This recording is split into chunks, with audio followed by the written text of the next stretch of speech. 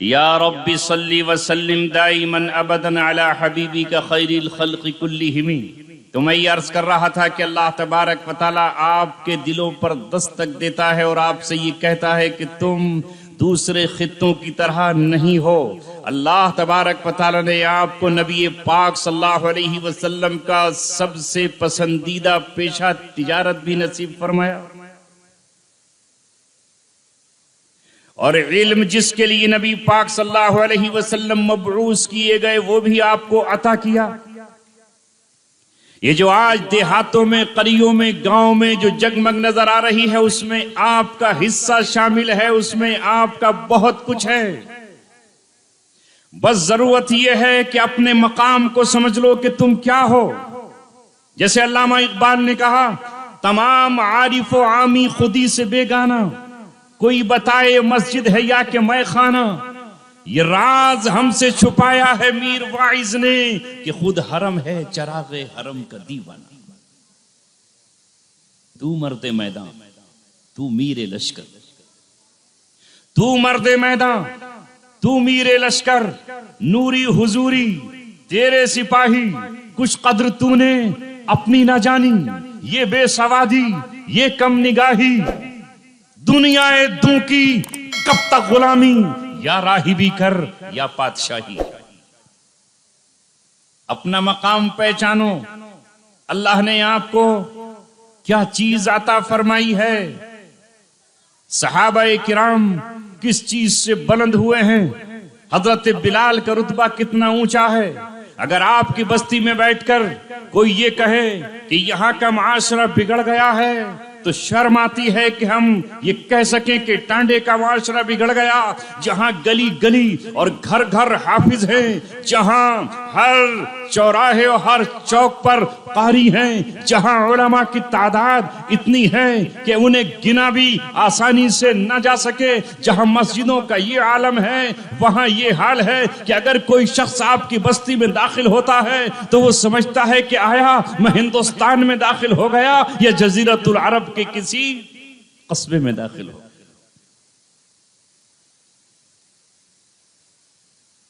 इसलिए बस आपको कद्र करते हुए अपनी पुरानी कदरों की तरफ वापस लौटना है। वो जो हजरत उमर इब्न खत्ताब रज़ियल्लाहु ताला बैतुल मुक़द्दस को जब फतह करने के लिए गए और जब उनको हजरत अबू उबैदा इब्न जर्राह रज़ियल्लाहु ताला ने उम्दा कुर्ता दिया, शामी लिबास दिया कि इस लिबास को आप पहन लीजिए, तो हजरत उमर इब्न खत्ताब रज़ियल्लाहु ताला ने उस कुर्ते के पहनने से इनकार कर दिया और ये कहा कि मैं पुराना ही कुर्ता पहनूंगा, मैं अपना फटा हुआ कुर्ता पहनूंगा। इन्नल्लाह अज़्ज़ना बिल इस्लाम, अल्लाह तबारक व तआला ने हमें इज्जत इस्लाम की वजह से, कुर्तों की वजह से नहीं। इसलिए अहले टांडा आपको अल्लाह तबारक व तआला ने बड़ा ऊंचा मकाम और दर्जा दिया है। अगर आपके यहां से ये खबर आने लगे कि कुरान और सुन्नत के खिलाफ यहां रस्म और रिवाज जड़ पकड़ रहे हैं तो फिर शर्म और नदामत से हम डूब जाएंगे और हमारा कलेजा फट जाएगा। जो इस्लाह करने वाले हैं, अगर उनकी इस्लाह करने की जरूरत पड़े फिर क्या होगा। जिन पर अल्लाह तबारक व तआला ने जिम्मेदारी डाली है दूसरों की इस्लाह की और दूसरों की हिदायत की, जिन पर जिम्मेदारी अल्लाह तबारक व तआला ने डाली नहीं अनिल मुनकर की, यानी बुराइयों से रोकने की, अगर बुराइयां उनकी जिंदगियों में दाखिल हो जाएं, अगर बुराइयां उनके घरों में दाखिल हो जाएं तो फिर डूब मरने का मकाम है। फिर इस्लाह की कोशिश किससे करेंगे? हर के खुद गुमस्त के राहबरी को न कि जो खुद गुमराह हो वो दूसरे को क्या हिदायत दे सकता है। चूं कुफ्र अज काबा बरखेजत, कुछ अमानत मुसलमानी। अगर कुफ्र काबे ही से उठने लगेगा तो फिर तौहीद कहां बाकी बचेगी, इस्लाम कहां बाकी बचेगा, ईमान कहां बाकी बचेगा। आपको अपने आप को दुरुस्त करना है और फिर कुरान और हदीस पढ़ते हुए आपका हर काम सुन्नत के मुताबिक हो। हम इस जिले से लेकर इस हिंदुस्तान के आखिरी किनारे तक ये कहें कि आओ हम तुम्हें एक बस्ती दिखाते हैं जो इस्लाम का जीता जागता नमूना है। हम तुम्हें बताते हैं कि मदीने मुनव्वरा जैसी एक बस्ती रामपुर में भी हुआ करती है और उसका नाम टांडा बादली है, जहां झगड़े नहीं होते, जहां थाने में कोई नहीं जाता और उनका फैसला वहां की जामे मस्जिद में काजी शहर के कलम से होता है या काजी शहर के फैसले से।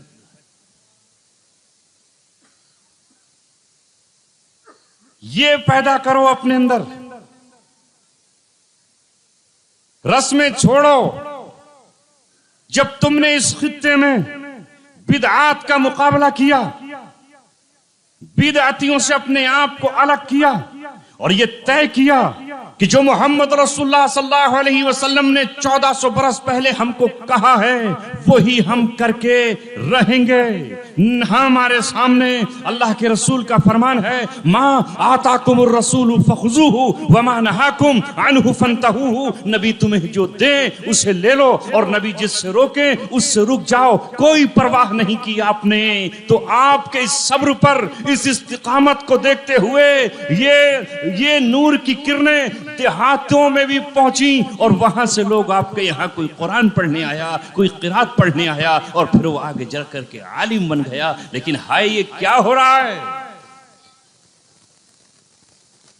ये ऐसा ही हो रहा है कि यूरोप की कोई ईसाई की बेटी अपने सर से लेकर के अपने पैरों की एड़ियों तक पर्दा कर रही है और अपने हाथों में दस्ताने पहन रही है, 5 वक्ता नमाजें पढ़ रही है। यूरोप की नंगी सरजमीन पर वो मोहम्मद सल्लल्लाहु अलैहि वसल्लम की हया की चादर को लपेट कर निकल रही है और वो ये कहती है कि मैं हजरत मरियम की बेटी भी हूँ और हजरत फातिमा की रूहानी औलाद भी हूँ, मैं हजरत खदीजा से रिश्ता रखती हूँ। ईसाइयत के दरिंदे उसे देखकर शर्मा जाते हैं और ये कहते हैं कि 21वीं सदी में ये पहली सदी की और पहले कर्न की कोई बेटी जा रही है। इधर ये हाल है कि यूरोप में तो इस्लाम का इनकलाब आ रहा है, हया और पर्दा और शराब के जाम छोड़ करके लोग ये इस्लाम की सरहदों में दाखिल हो रहे हैं और दूसरी तरफ मक्के और मदीने से चंद किलोमीटर के फासले पर बेहयाई का नंगा नाच नचाया जा रहा है।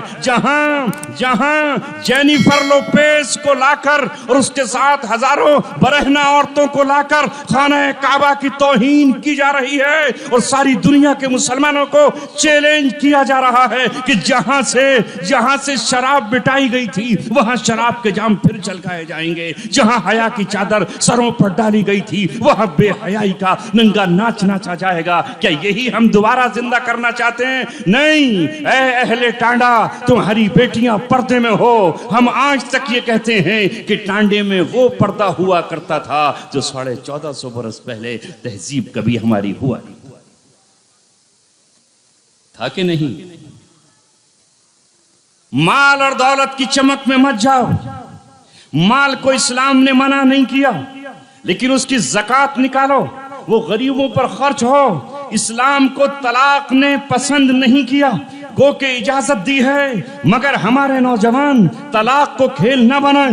ये अल्लाह तबारक व तआला की जात से खिलवाड़ है, उसके गज़ब को दावत देना है। इन्ना अबग़ज़ल हलाली इंदल्लाहि अत-तलाक। अल्लाह के यहाँ हलाल चीजों में सबसे ज्यादा गुस्सा दिला देने वाली चीज तलाक। और हम बात बात पे तलाक दे दें। फिर इस कुरान से हमने क्या फायदा उठाया? बोलो। जब कुरान हमारे सीनों में है, जबानों पर है, कान हर साल कुरान का महफिल क़ुरात का एक मुकाबला और पूरा एक समा देखते हैं, तो ये कुरान इसलिए नहीं आया कि महज इसे आपको और मुझे झूम झूम कर पढ़ लेना है। ये कुरान इसलिए आया है कि कुरान ने जिसे हलाल किया है वो हलाल है, जिसे हराम किया है वो हराम है। कुरान ने जिसे नाजायज कहा है वो नाजायज है। 24 घंटे की जिंदगी की तरतीब इस कुरान के मुताबिक होना चाहिए। अगर इसने 1400 बरस पहले सूद को हराम करार दिया है तो सूद हमारे लिए वैसा ही हराम हो जैसे मुर्दार हराम है, जैसे हमारे लिए खिंजीर का गोश्त हराम है, जैसे हमारे लिए बहता हुआ खून हराम है, उसी तरह हमारे लिए सूद और शराब भी हराम होनी चाहिए। तभी तो हम मुसलमान कहलाएंगे। जो चीज हराम है वो हराम।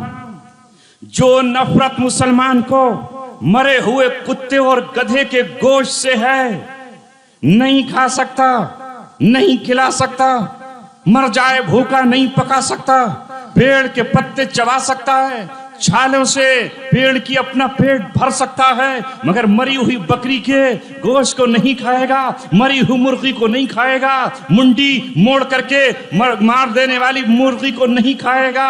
इसी तरह जब इसे हराम समझता है तो ऐ नौजवान, तू फिर शराब को क्यों हलाल समझता है, नशे को क्यों हलाल समझता है, उसे भी इसी तरह हराम समझ। दुनिया तक ये पैगाम जाए कि मुसलमान मर सकता है सिर्फ उन्हीं हालात में नापाक चीजों का उतना इस्तेमाल करेगा जितनी इजाजत है। फिर सूदी लेन देन क्यों करता है? नहीं, तुम्हारे आबा अजदाद भी बहुत बाइज्जत थे, बहुत अजमत वाले थे। गो के वो टट्टुओं पे बैठ करके तिजारत किया करते थे, गांव में जाकर के फेरी किया करते थे, लोगों के पास जाया करते थे। उनमें न जाने कितनों की सच्चाई ने लोगों के दिल बदल दिए हैं, न जाने कितनों के खर्च ने लोगों की जिंदगियां बदल दी हैं, न जाने कितनों को उन्होंने चराग और रोशन सितारे बना दिया है। नहीं, हमें चाहे फैक्ट्री धान मशीन की लगे न लगे, हमारे लिए धान की मशीन की फैक्ट्री लगे या न लगे, राइस मिल चले या न चले, मैं सूद पर नहीं लेकर आऊंगा कोई रकम, इसलिए कि मेरे आबा अजदाद ने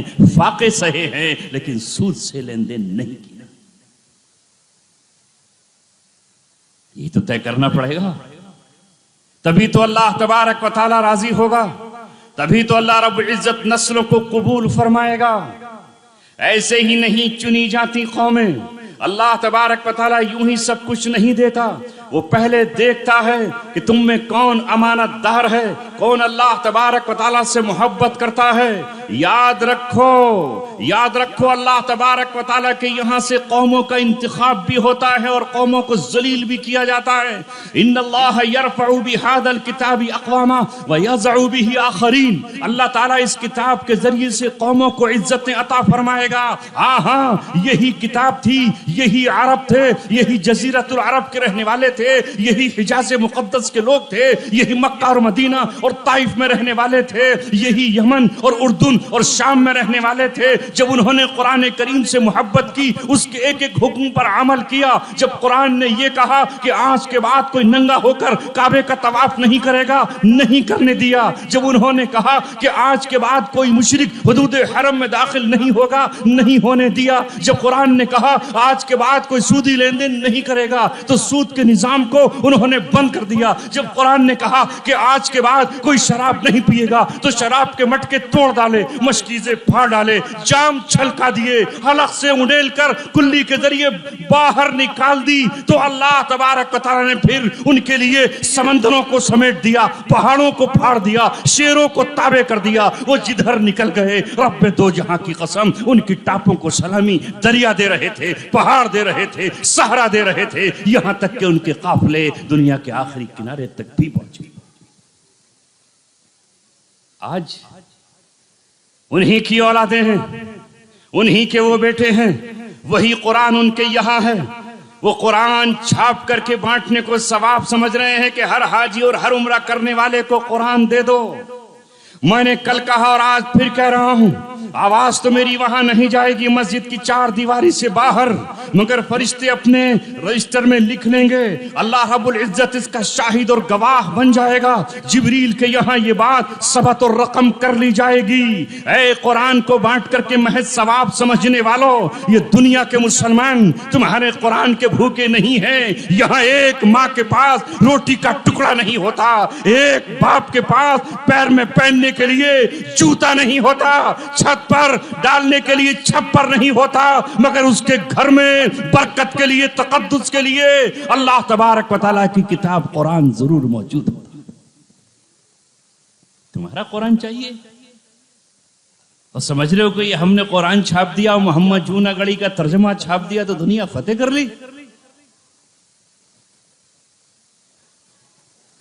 दुनिया के हर खित्ते, हर कोने में कुरान मौजूद है। तुम्हारी जिम्मेदारी ये थी कि तुम्हारे बराबर में जहां तुम्हारी सरहद मिलती है, मोहम्मद रसूलुल्लाह के चाहने वाले, मोहम्मद रसूलुल्लाह के गुलाम, नबी पाक सल्लल्लाहु अलैहि वसल्लम से मोहब्बत करने वाले, सफर मेराज जहां से शुरू हुआ है उस शहर के इर्द गिर्द रहने वाले, जहां आपने अंबिया की इमामत की है, जहां बुराक को बांधा है, उस शहर के लोग आज भूख से तड़प रहे हैं। उनके बच्चे कूड़ेदान में रोटी के टुकड़े तलाश कर रहे हैं, ब्रेड का एक टुकड़ा तलाश कर रहे हैं। उनके बच्चे पानी का एक कतरा जहरीले नालों में तलाश कर रहे हैं। पानी नहीं मिल रहा तो कीचड़ चाटने पर मजबूर है, गाड़ियों के ग्रीस चाटने पर मजबूर है, वो पत्ते और छाले खाने पर मजबूर है। और जालिमों, तुम वहां पानी का एक गिलास नहीं पहुंचा सकते और तुम वहां जाकर के ब्रेड का एक टुकड़ा नहीं। अल्लाह तबारक व तआला कर दिया, अल्लाह रब्बुल इज्जत ने माजूल। अल्लाह तबारक व तआला पलट कर नहीं देखता, सैकड़ों साल नहीं देखता। अल्लाह तबारक व तआला को कोई जरूरत नहीं है। वो जब महरूम करने पर आता है तो महरूमियों की चादरें उड़ा देता है, उनकी नस्लें की नस्लें बर्बाद कर देता है। अल्लाह तबारक व तआला को परवाह नहीं है। फलम्मा ज़ागू अज़ाग़ल्लाहु क़ुलूबहुम, जब उनके दिल टेढ़े हुए तो अल्लाह ने उन्हें ही टेढ़ा कर दिया। जब उन्होंने अल्लाह तबारक व तआला को भुलाया, फलम्मा नसुल्लाह अंसाहुम, जब उन्होंने अल्लाह तबारक व तआला को भुला दिया तो अल्लाह तबारक व तआला ने उनको भुला दिया। अल्लाह रब्बुल इज्जत किसी का मोहताज नहीं है। एक जमाने तक बनु उमैया की हुकूमत रही, फिर बनु उमैया के तख्त को उलटने के लिए बनु अब्बास आ गए, और बनु अब्बास ने भी जब अल्लाह तबारक व तआला के कलाम की कदरदानी नहीं की, जुल्म और सितम के बाजार गर्म किए, यहां तक कि इमाम अबू हनीफा रहमतुल्लाह अलैह को भी जेल की सलाखों में डाल दिया, तो अल्लाह तबारक व तआला ने उनसे भी हुक्मरानी को छीन लिया। वो भी महल बनाते रहे, किले बनाते रहे और उन पर नशकारी करते रहे, शराब के जाम पीते रहे, राफजियों से यारी और दोस्ती करते रहे, इब्नुल अलकमी को अपना वजीर बनाते रहे। तो फिर अल्लाह तबारक व तआला ने मंगोल से, चाइना के बॉर्डर से मंगोलों को उठाया और उनका तिया पाचा कर दिया, और उनके आखिरी बादशाह और उनकी आखिरी सल्तनत को घोड़ों की टापों से रौंद डाला। अल्लाह किसी का मोहताज नहीं है। वो कहीं फिर जाहिर बैबरस को उठाता है, गुलामों को उठाकर तख्त पर बिठा देता है, कहीं यहां गुलामों को उठाता है और तख्त पर बिठा देता है। अल्लाह रब्बुल इज्जत जिसे चाहे उसे बिठा दे। अल्लाह रब्बुल इज्जत ने फिर उस्मानियों को कबूल किया और उन्होंने फिर इस्लाम की क़यादत की, दोनों हरम उनके अंडर में आ गए। लेकिन आखिर में अल्लाह तबारक व तआला ने उनसे भी सब कुछ छीन लिया। मैं ये सब बातें इसलिए कर रहा हूं कि जो नेमत अल्लाह तबारक व तआला दी है उसकी कद्र कीजिए, और आज से ये फैसला कीजिए कि हमारे निकाह जिसे हम शादी कहते हैं वो मोहम्मद सल्लल्लाहु अलैहि वसल्लम के तरीके के मुताबिक करेंगे। ऐ बच्चों, नौजवानों, तुम करोगे? जिनकी हो गई वो तो कर चुके, दूसरी का रिवाज नहीं है। इल्ला ये कि बेचारी और चली जाए अलविदा कहकर, अल्लाह ना करे किसी की जाए अलविदा कहकर। ये नौजवानों तुम्हारी जिम्मेदारी है, सर पर टोपियां रखने वालों तुम्हारी जिम्मेदारी है, इस बस्ती में रहने वालों आपकी जिम्मेदारी है कि तुम अपने घर में ये कहोगे कि जब मेरा निकाह हो रहा है तो ये नबी की सुन्नत को जिंदा करने चला हूं, मैं अबू बकर की सुन्नत को जिंदा करने चला हूं, मैं नबी के तरीके को राइज करने चला हूं, मैं अपने रब को राजी करने चला हूं, लिहाजा अपनी बहनों से कह दो, अपनी रिश्तेदार औरतों से कह दो, कोई रस्म मेहंदी की नहीं होगी और कोई रस्म हल्दी की नहीं होगी। ये क्या है मेहंदी? ये हल्दी कहां से आई? कहां से आई? ये मेहंदी और हल्दी हमने कहां से शुरू कर दी? याद रखो, मर्दों के लिए मेहंदी का लगाना हराम है। जिस हाथ से कुरान छूते हो उस पे मेहंदी लगाएं? नहीं। इन रस्मों को बिल्कुल सादगी के साथ अदा करने की कोशिश करो। इस इंतजार में मत रहो कि उलमा उठेंगे तो हम उनके गुस्से की वजह से ऐसा छोड़ेंगे। अल्लाह की रजा के लिए ऐसा करो। आरज़ुएं खून हो या हसरतें पामाल हो, अब तो इस दिल को तेरे काबिल बनाना है मुझे। ये आतिशबाजी क्यों? दुल्हन के आने से पहले भी और आने के बाद भी ये आतिशबाजी किसकी सुन्नत है? बताएगा कोई मुसलमान? किसका तरीका है ये? तुम्हारे नबी ने कौन सी खुशी के मौके पर आतिशबाजी और पटाखा छोड़ा था? ये आग की पूजने वाली कौमों का पसंदीदा अमल है, जिनके यहां आग उनका माबूद है, उनकी इबादत करने की वो शय है। तुम्हारे यहां कहां? क्यों सूरज की इबादत करते हो? चराग की इबादत करते हो? नहीं करते। तुम अल्लाह रब्बुल इज्जत की इबादत करते हो, तो उनकी आतिशबाजी से आपका क्या लेना देना? इस आग के खेल से आपका क्या लेना देना? आग जहन्नम की अलामत है। ये आग महज जरूरत के लिए इस्तेमाल की जा सकती है। इसकी परस्तिश अगर तुमने की तो इस्लाम से खारिज हो जाओगे। और फिर इस पर फजूल खर्ची और इस पर फिर इतनाना। इन्नल्लाह ला युहिब्बु कुल्ला मुख्तालिन फखूर। अल्लाह तबारक व तआला इतराने वाले और छछोरेपन करने वाले को पसंद नहीं करता।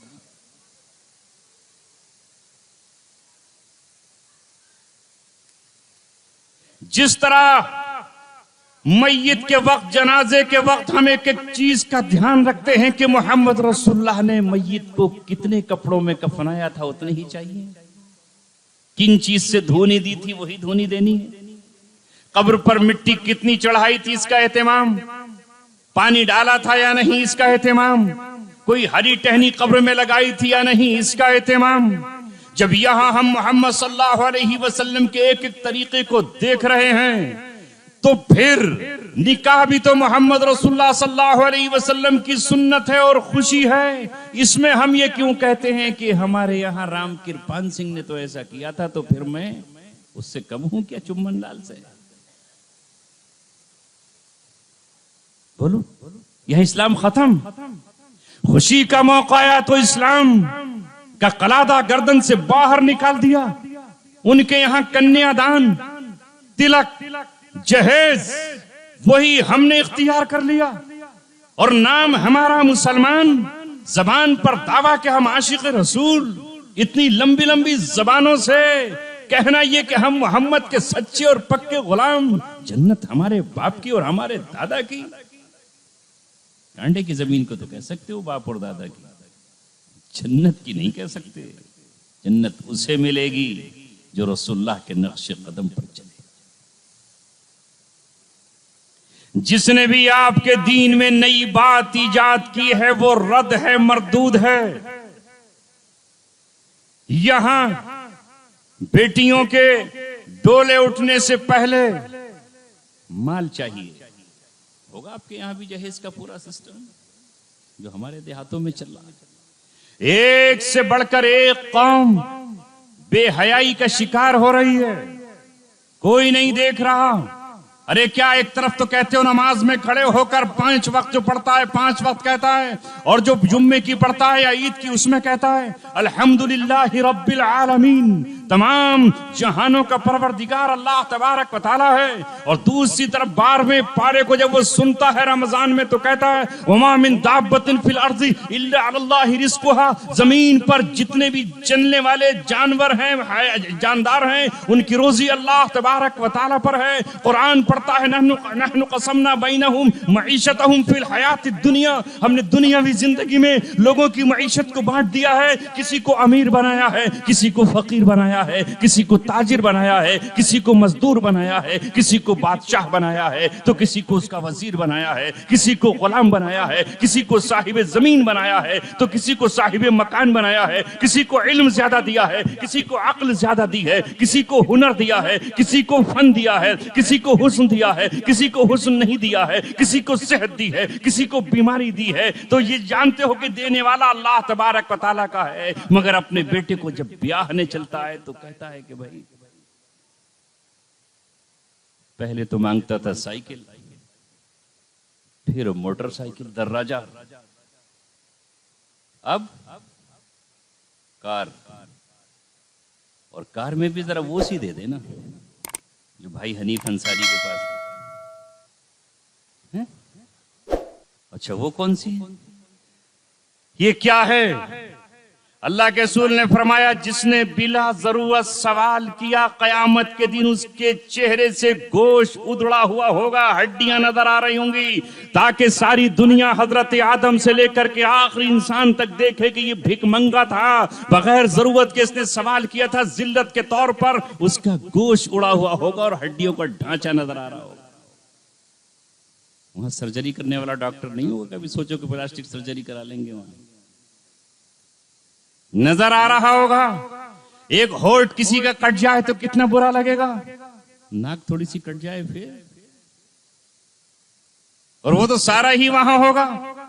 बिला जरूरत सवाल को इस्लाम ने मना किया, मगर यहां तो मजबूरी का फायदा उठा रहा है कि बेटी इसकी जवान हो चली है, उम्र 25-26 साल की हो गई है, माल देगा। मैं किसी का नाम नहीं ले रहा, चंद दिनों पहले हमारे इलाके में शादी हुई, जानते हो क्या मुतालबा किया?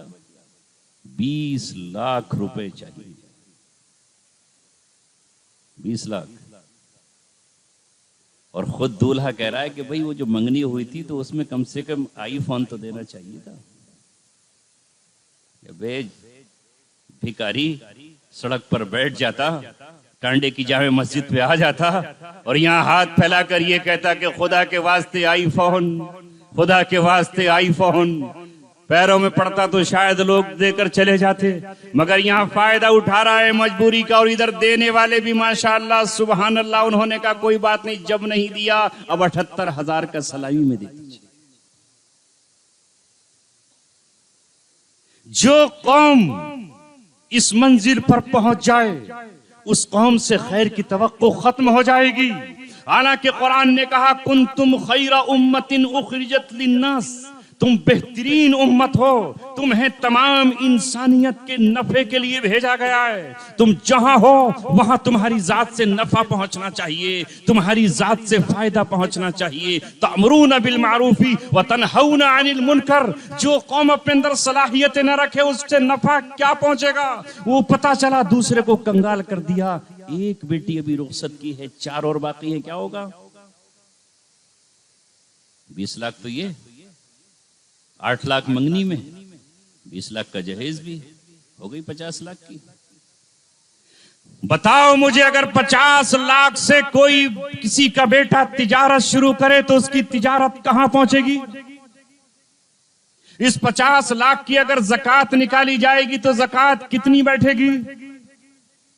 इसी 40 लाख को अगर इंटर करने के बाद कोई अपने बेटे को ताजिकिस्तान या किर्गिस्तान या उन जैसी रियासतों में भेजे जहां से वो डॉक्टर बनकर के आएगा, तो फिर उसकी जिंदगी न संवर जाएगी, वो मरीजों की खिदमत न करेगा, उसका खानदान जमीन से उठ करके क्या तरक्की नहीं करेगा? क्या वो दुनिया की कौमों के सामने आगे बढ़कर के बात नहीं करेगा? मगर हमारी तबाही का जिम्मेदार हम खुद हैं और अपने पैरों पर कुल्हाड़ियां मार रहे हैं और हमें पता ही नहीं है कि हम क्या कर रहे हैं। रब्बे दो जहां की कसम, दुनिया की वो कौमें थी जिन्हें अपने पास खड़ा नहीं किया जाता था। उनको कोई छू दे तो उनके हाथ नापाक हो जाते थे। उनके घड़े को कोई हाथ लगा दे तो वो घड़ा तोड़कर फेंक दिया करते थे। चारपाई पर कोई बैठ जाए तो उसे जला दिया करते थे। लेकिन उस कौम ने मेहनत की, उस कौम ने तरक्की की, यहां तक कि उस कौम का एक शख्स जिसे स्कूल से बाहर निकाल दिया जाता था, पट्टी से उठा करके बाहर फेंक दिया जाता था, मगर वो हारा नहीं, सब्र करता रहा और यहां तक कि उसने फिर इल्म हासिल किया। और जब हिंदुस्तान आजाद हुआ तो कानून जब यहां का तरतीब दिया गया तो उस कानून लिखने वालों में एक नाम उस शख्स का भी है। आज उसकी कौम थाने में मिलेगी, IAS मिलेंगे, सरकार किसी की भी हो वो मिलेंगे, हुकूमत किसी की भी आ जाए, ब्यूरोक्रेट्स वो हैं चलाएंगे। और हमारा क्या हाल है कि हमारी हालत उस कौम से भी बदतर हो गई और अब हम अछूत बना दिए गए। नहीं बना दिए गए। लिखो, अगर तुम ठेला लगाए हो तो तुम्हारा नाम क्या है, सादिक है या जमील? यही तो हमारे जवाल की अलामत है। लेकिन ऐ लोगों, यहाँ के लोग हमारे नौजवानों की हालत देख करके तरसते हैं। सट्टा खेलने हमारे नौजवान आज, जिसे कुरान ने कहा इन्नमल खम्रु वल मैसिरु वल अंसाबु वल अज़लामु रिज्सुम मिन अमलि शैतान। ये शराब, ये जुआ, ये पासे के तीर जिनसे जुआ खेला जाता है, ये नापाक हैं, इन्हें छोड़ दो। जिनके बाप दादा ने तिजारत की और अपनी बस्ती को, अपने इलाके को, अपने खानदान को, अपने आप को कहां से कहां तक पहुंचा दिया, आज उनकी औलादें मेहनत करना छोड़ दें, वो तिजारत को छोड़ करके सट्टे पर लग जाएं, वो लैपटॉप पर बैठ करके सट्टा खेल रहे हो। शर्म आनी चाहिए। तुम्हारा नबी ताजिर था, उसने 25 साल की उम्र में तिजारत के लिए रख्ते सफर बांधा और हज़रत खदीजा के माल से तिजारत करके नफा कमा कर रहती दुनिया तक ये बता दिया कि मुसलमानों का रहनुमा, मुसलमानों का लीडर, मुसलमानों का कायद दूसरों के सामने हाथ फैलाने वाला नहीं था। एक ऐसा ताजिर था कि जिसकी तिजारत से इंप्रेस होकर मक्के की रईस औरत ने अपना निकाह उससे किया। नहीं की तिजारत। अबू बकर सिद्दीक ताजिर नहीं थे, अब्दुर्रहमान बिन औफ ताजिर न थे, हजरत उस्मान गनी ताजिर न थे। हम ताजिर से हट करके सूद खाने लगे, सूद खिलाने लगे और सट्टा खेलने लगे। छोड़ो इसे, अल्लाह तबारक व तआला ने तिजारत करने वाली कौमों को कहां से कहां पहुंचाया है। जापान को अमेरिका ने क्या तबाह नहीं कर दिया था दूसरी जंग अजीम में? क्या दुनिया का वो वाहिद मुल्क नहीं है जिस पर एटम बम गिराया गया था? हिरोशिमा और नागासाकी पर एटम बम गिरा, तबाह कर दिया गया, मगर वो कौम मेहनत कश है। मैं उसके धर्म और अकीदे की बात नहीं कर रहा। चंद ही सालों में उसने अपने आप को इतनी ऊंची तरक्कियों पर वो ले गया कि आज भी जापान की चीजों की कीमत कुछ और ही है कि नहीं? हम यही तो बदनसीबी है हमारी। हमारे नबी ने बकरियां चराई ताकि मेरे उम्मत का कोई फर्द बकरियां चराते हुए भी शर्मिंदगी महसूस न करे। खुद अपने खानदान की भी और दूसरों की भी उजरत पर चराई। नबी पाक सल्लल्लाहु अलैहि वसल्लम ने घोड़े की सवारी की, हत्ता के गधे की सवारी भी की और यहां तक कि ऊंट की सवारी भी की। मोहम्मद सल्लल्लाहु अलैहि वसल्लम ने हजरत सलमान फारसी रज़ियल्लाहु ताला अन्हु के बाग में खजूरों के बाग भी लगाए, यहां तक के बागबानी और तिजारत भी की। यानी आपने क्या कुछ नहीं किया। रसूल पाक सल्लल्लाहु अलैहि वसल्लम ने मस्जिद नबवी की तामीर में पत्थर उठाए और पत्थर मस्जिद कुबा में अपने हाथों से लगाकर यह बताया कि मेरी उम्मत का कोई शख्स इमारत बनाने में भी शर्म महसूस न करे कि ये काम उसके रसूल ने किया है। मेरे नबी ने एक मजदूर का हाथ पकड़कर यह कहा कि ऐ मजदूर, ला मैं तेरे हाथ का बोसा लूंगा ताकि कयामत तक मजदूर का हाथ कीमती बन जाए। कि उसे नबी पाक सल्लल्लाहु अलैहि वसल्लम ने चूमा और हाथ में लेकर फिर ये कहा कि जो नौजवान या जो शख्स अपने बच्चों की हलाल कमाई के लिए अपने हाथ का इस्तेमाल करता है, मजदूरी करता है, पत्थर तोड़ता है, ईंट उठाता है या कोई और काम करता है, कुल्हाड़ी चलाता है, अल्लाह को वो हाथ इतना ही महबूब है जितना कि ग़ज़वा बद्र में हजरत अली का हाथ अल्लाह को महबूब था। मफहूम उसका अदा कर रहा था। मगर हाय वो कौम आज या तो शादी पर सब कुछ ले लो। क्या नहीं कर सकते हम सादगी के साथ निकाह? ये जो आज वीडियो भेज करके हमारा दिल दुखा रहे हैं नौजवान कि ये फलां की बेटी गैर मुस्लिम के साथ खड़ी है, जुल्म हमने किया है, हमने जुल्म किया है। रिश्ते नहीं आते उनके यहां जिनके आंगन में अमीरी का शजर नहीं लगता, शैतान बरगलाता है। कल का जमाना नहीं था, हजरत उमर का दौर नहीं है कि हजरत उमर के यहाँ जब आप निकले एक तहकीक के लिए तो एक औरत कुछ इश्क़ी आशार पढ़ रही थी और उसकी आवाज बाहर आ रही थी। हजरत उमर ने उसको डांट कर कहा, घर में कूद गए और ये कहा कि तू एक औरत होकर के ऐसे आशार क्यों पढ़ रही है कि जिससे बाहर कोई सुनने वाले की नफ्स की आग भड़क जाए। उसने कहा, उमर तुम कौन हो? मैं जवान औरत हूं, मेरा शौहर महाज जंग पर गया हुआ है, मुझे उसकी याद सता रही है। मैंने यही तो कहा ना कि अगर अल्लाह का खौफ नहीं होता तो मैं गुनाह की दलदल में फंस जाती। मैं उसके हकीकी अशार का तर्जुमा करने के काबिल नहीं हूं जो उस औरत ने कहे हैं। तब हजरत उमर ने अपनी बेटी से आकर के मशवरा किया और हजरत हफ्सा से कहा, ऐ बेटी बता, एक जवान औरत कितने दिन अपने शौहर से दूर रह करके सब्र कर सकती है? तो हजरत हफ्सा ने कहा, 4 महीने तक औरत सब्र कर सकती है। उसी वक्त सदारती महल में गए, कलम उठाया और लिख दिया कि जिस भी जर्नैल या फौजी की शादी हुई है 4 महीने से ज्यादा महाज जंग पर नहीं। उस दौर में भी वो अशार सामने आ गए। आज मोबाइल हाथों में, मगरिब ने, वेस्ट ने इस मोबाइल को बेहयाई की इर्तिकाब का जरिया बना दिया है। आंखों की हया खत्म है, जबान की पाकीज़गी खत्म है, कानों का तकद्दुस खत्म है। ऐसे में अगर जिना की दावत के लिए औरत ना जाए तो क्या हो? और हम बैठे हुए देख रहे हैं कि हमारे पड़ोस में कोई गरीब है। हाँ, माफ कीजिएगा, हमारे उम्रे पर उम्रे हो रहे हैं। एक उम्रा, दूसरा उम्रा, तीसरा उम्रा, चौथा उम्रा, और लाख लाख रुपए उस पर खर्च कर रहा है। सुन, अल्लाह तबारक व तआला को तेरे इस दिखावे के उम्रे की जरूरत नहीं है। उसका तवाफ करने के लिए अबाबील मौजूद हैं, कबूतर मौजूद हैं, फरिश्ते मौजूद हैं, परिंदे मौजूद हैं। अल्लाह तबारक व तआला का तवाफ तो हवा कर रही है, तेरी जरूरत नहीं है। तू तो ये देखता कि हाँ वाकई एक उम्रा हो गया, 2 उम्रे हो गए। अगर मेरे पड़ोस में पड़ोसी की लड़की का निकाह नहीं हुआ है, महज इस बुनियाद पर कि उसके पास 20-30 लोगों को खिलाने का खाना नहीं है, तू उसे खाना खिला देता, अल्लाह तबारक व तआला उम्रे से ज्यादा तुझे सवाब अता। शौक है, चल रहा है किसी भी तरह से, और इसके अलावा फजूल खर्चियों का क्या आलम है हमारा। सगा भाई सगे भाई को नहीं देख रहा, भतीजों की तालीम का इंतजाम नहीं कर रहा, बिल्डिंग पर बिल्डिंग, इमारत पर इमारत, गाड़ियों पर गाड़ियां, और भाई परेशान हाल है। अल्लाह तबारक व तआला ने जगह जगह कुरान में कहा, अपने माल को खर्च करो अपने रिश्तेदारों पर, माल को खर्च करो अपने रिश्तेदारों पर। पता चला बहन के पास मकान भी नहीं है और उस बहनोई के पास अपनी दुकान भी नहीं है, किराए की दुकान है, किराए का मकान है, मगर क्या मजाल कि ये अपनी बहन को दे दे। ये तो दिया था अब्बा ने 40 साल पहले छोटा सा जहेज, मेरी क्या जरूरत है। जब ये कौम इन हालों को आएगी तो मेरे अजीजों खून के आंसू भी रोने पड़ेंगे। अभी वो वक्त नहीं आया, अभी नहीं आया, अभी तो मुस्कुराने का वक्त है। वो कौमें जो अल्लाह तबारक व तआला के घर के नजदीक रहती हैं, चाहे वो मस्जिद अक्सा के नजदीक रहती हो या सीरिया और शाम की सरजमीन पर रहती हो, वहां इतना खून बहा है, इतने आंसू बहे हैं कि अगर उनको जमा किया जाए तो दरिया और नहरें बह जाएं।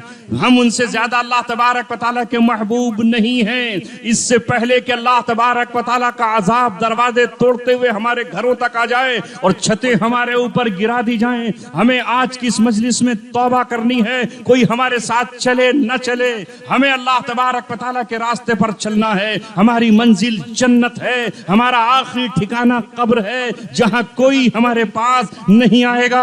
आज ही तैयारियां कर लीजिए। जो माल हमें मिला है, नंबर 1 तो इसमें से ज़कात हर हाल में निकालना है, और ज़कात ही नहीं, मैं तो ये कहता हूं कि तुम्हारे पास जो माल है उसमें से कुछ फीसद रोजाना का मुकर्रर कर लो। 100 रुपए में 5 ही मुकर्रर कर लो, 2.5 रुपए मुकर्रर कर लो। अगर बहुत ज्यादा दिल है तो 100 रुपए में 10 रुपए मुकर्रर कर लो। ये मैं अपने रिश्तेदारों पे खर्च करूंगा, गरीबों पे खर्च करूंगा, मिस्कीनों पे खर्च करूंगा, कैदियों पे खर्च करूंगा, यतीमों पे खर्च करूंगा, मस्जिदों में खर्च करूंगा। रब्बे दो जहां की कसम, अगर अल्लाह तबारक व तआला का हिस्सा इसमें शामिल कर लोगे तो बढ़ता ही चला जाएगा। ये चंद बातें थी जो हर जगह एक सैलाब और तूफान है।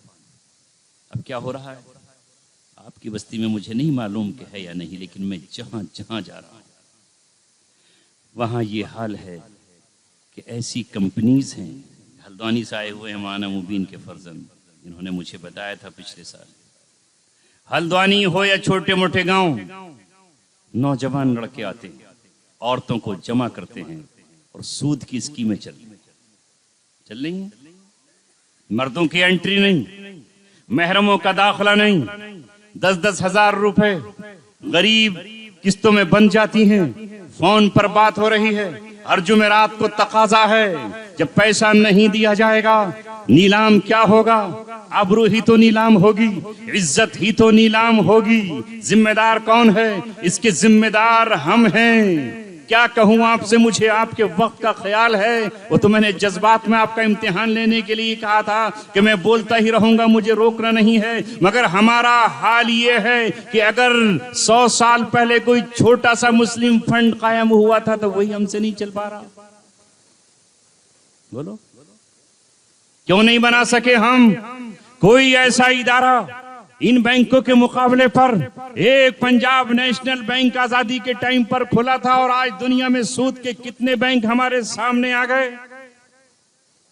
हम कोई इस्लामी बैंकिंग का निजाम क्यों नहीं बना सके जहां हम मिलकर के ये कहते कि हम गरीब को बिन सूद के रकम देंगे, उधार देंगे, कर्जा देंगे। ऐ बहन सूद में मत फंस जाना, ऐ बेटी सूद में मत फंस जाना। तेरी आबरू हमें सारी दुनिया से ज्यादा अजीज और पसंदीदा है, मगर कहीं से दूर तक है हमारे पास कोई नाम। हमारे पास अपना कोई प्रोडक्ट नहीं। इन मुस्लिम मुल्क को जो कहते हो, इन क्या किया इन्होंने?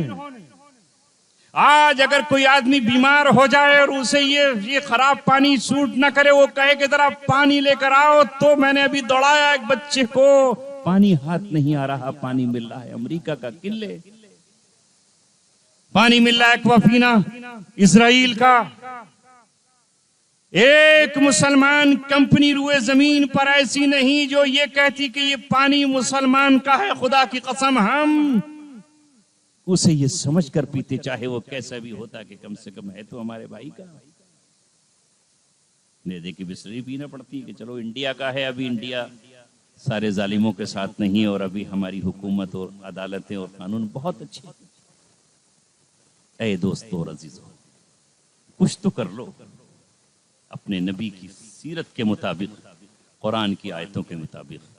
पहला काम तो ये करो कि जिन निकाह पर जो फजूल खर्चियां उन पैसों को बचा लो। तुम्हारे यहाँ मौलाना हुसैन साहब हैं, मैं आज उनसे नहीं मिल सका। मुझे नहीं मालूम कि आप किस नज़र से आप उनको देखते हो, लेकिन जब मैं आया था 2 साल पहले तो वो मेरे घर आए, मुलाकात की। वो कहते हैं कि मैं एक ट्रस्ट चलाता हूँ, मैं किसी और को नहीं जानता कि वो किसकी क्या मदद करते हैं, लेकिन पिछले साल मेरे भाई के हम जुल्फ यानी जिन्हें साड़ू कहा जाता है, उनकी बीवी का मसला आया, पित्ता चिपक गया, ऑपरेशन का मसला था, बच्चे कमाने के काबिल नहीं, गरीब आदमी, आखिर इलाज कहाँ कराए। ख्याल आया कि मौलाना ये कह कर गए थे कि मैं आंखें भी बनवा देता हूँ और पित्ते वगैरह का ऑपरेशन भी करा देता हूँ। मैंने मौलाना को फोन किया, कहा उन्हें भेज दो। उन मौलाना ने उनका ऑपरेशन करा दिया, कोई रुपया खर्च नहीं हुआ, कोई पैसा खर्च नहीं हुआ, आयुष्मान कार्ड नहीं था, उन्होंने बनवा कर दिया।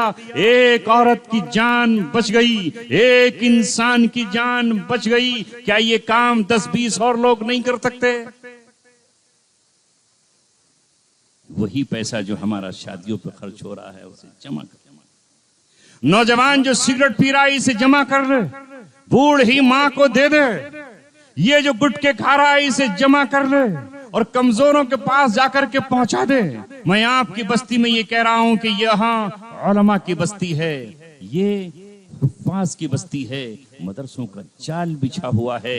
यहाँ से कोई अच्छे काम की शुरुआत कीजिए ताकि उसकी मिसाल कैमरी में जाके दी जा सके, उसकी मिसाल जाकर के स्वार मसवासी में दी जा सके, उसकी मिसाल शहर रामपुर में जाकर के दी जा सके। और अल्लाह ताला ने हमें अगर कबूल किया दुनिया के दूसरे खित्ते और इलाकों के लिए तो हम ये कह सके कि आओ हम तुम्हें चल कर दिखाते हैं कि वहाँ शादी पर नाच और डांस नहीं होता, वहाँ मेहंदी और हल्दी नहीं लगाई जाती, वहाँ आतिशबाजी नहीं होती, वहाँ सादगी के साथ बाप अपनी बेटी का निकाह करता है और हजरत फातिमा की तरह उसके घर पे छोड़कर चला। इब्तिदा तो करो, करेंगे। पालनपुर जाते होगे जमात में, वहाँ छिपी बिरादरी है, माना उमर साहब पालनपुरी की, मुफ्ती सईद साहब पालनपुरी वाली बिरादरी। वहां उन लोगों ने मुझे बताया हमारे यहाँ बेटियां बोझ नहीं हैं, बेटी की रुखसती पर 1 रुपया भी खर्च नहीं होता, बस एक पानी का गिलास हम पिलाते हैं। और यहाँ तक कि अगर किसी ने जहेज मांग लिया तो उसका हुक्का पानी बंद है। आज सबसे बड़ी जरूरत है, अल्लाह ने माल दिया है, दौलत दी है, फजूल खर्ची से हट करके हम अपने बच्चों को पढ़ा दें। जो इल्म की तरफ जा रहे हैं, इल्म दीन की, उन्हें भी आगे पढ़ाएं। क्या कुरान के साथ अंग्रेजी पढ़ना हराम है? क्या कोई बच्चा कुरान सीखे हुए हो, फर मैथमेटिक्स भी जानता हो, मना है? कोई आलिम भी हो और डॉक्टर भी हो, क्या ये जायज नहीं है? कोई आलिम भी हो और इंजीनियर हो, क्या ये नहीं हो सकता है? कोई आलिम भी हो और पायलट भी हो, ये नहीं हो सकता है? हमारे बच्चे हर मकाम पर होने चाहिए थे, मगर वो होंगे जब हम अपने अंदर इनकलाब बर्पा करेंगे, मिसाल पैदा करेंगे। और हुकूमत वक्त से हम कहें उस वक्त जब हम ऐसा करके दिखाएं। आज हुकूमत हमसे ये कहती है कि तुम मदरसों से मुल्क को क्या देते हो। हाँ, रिमांड पर मुझसे कहा, डीआर सिंह ने, नाम ले रहा हूं मैं उनका, डीआर सिंह ने मुझसे कहा कि तुम मदरसे वाले पूरी कौम की ज़कात इकट्ठी कर लेते हो, खैरात इकट्ठी करते हो, देश को क्या देते हो मुझे बताओ। मैंने कहा नैतिकता सिखाते। बोले नैतिकता कौन सी नैतिकता? इंजीनियर हमारे देश को सड़क देता है, पुल देता है, हॉस्पिटल देता है, कुछ तो बना करके वो देता है। डॉक्टर बीमारों का इलाज करता है, तो तुम क्या करते हो? मैं उसको कैसे बताता? समझ में थोड़ी आ जाएगी, नहीं आएगी ना। लेकिन हम कुछ करके दिखाएं कि हम कुरान शरीफ के पैगाम के मुताबिक ये भी करते हैं और ये भी कर सकते हैं और ये भी कर सकते हैं। हमारे पास ये हुनर भी है, टेक्नोलॉजी भी है, इल्म भी है, फन भी है। अगर हम ये कर सकते हैं, कल का मसला छोड़िए। आज हम अपने बच्चों ही के दुश्मन बने हुए हैं, अपनी कौम के दुश्मन बने हुए हैं, अपनी जात के लिए सब जी लेते हैं, अपनी कौम के लिए जिए। अल्लाह तबारक व तआला मुझे भी और आपको भी अमल की तौफीक अता फरमाए।